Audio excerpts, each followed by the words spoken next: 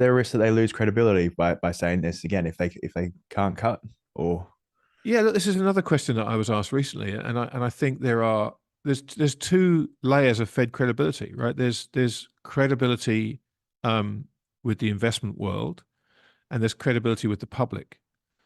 And in the investment world, people in the investment world are willing participants in maintaining Fed credibility.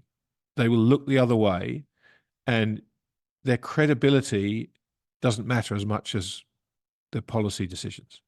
Whether they're credible or not, if they provide fertile ground for markets to go higher, market participants that really don't care about credibility. Um, Jay Powell has been trying to establish his bona fides because he reacted in December 2018 very quickly when they were supposed to be tightening, and then the markets fell out of bed for a few days, and he completely pivoted. And so that is a lack of credibility. But did markets react as though the Fed credibility was gone? No, they talked about him losing his credibility, and then they just bought stocks with both hands because it doesn't matter. Now the public is a slightly different kettle of fish.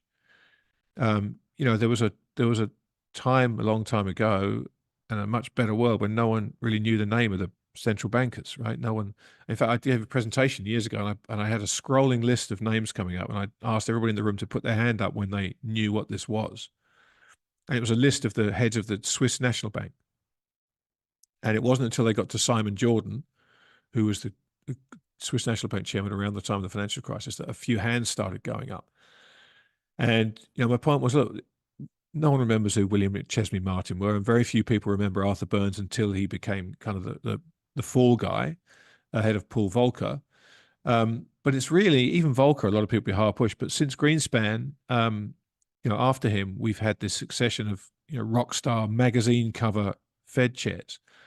And so what that's done is it's taken an arcane function and it's brought it into the public consciousness. And whereas when inflation hit or people felt like the cost of living was going higher or unemployment was going up, there was a kind of loose, maybe understanding amongst some people that the Federal Reserve had something to do with it, but mostly they would go and blame the president or they blame politicians.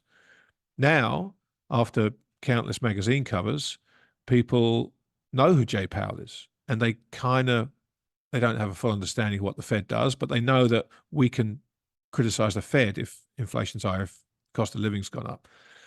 And so if you lose the credibility amongst the public, which they were never in a position to do until these last few chairmen and women, that's more problematic because when the public loses faith in the Federal Reserve, particularly as it pertains to fighting inflation, then inflation expectations go up. And inflation expectations go up, that's a major problem for the Fed, and it's a major problem for politicians, particularly in an election year.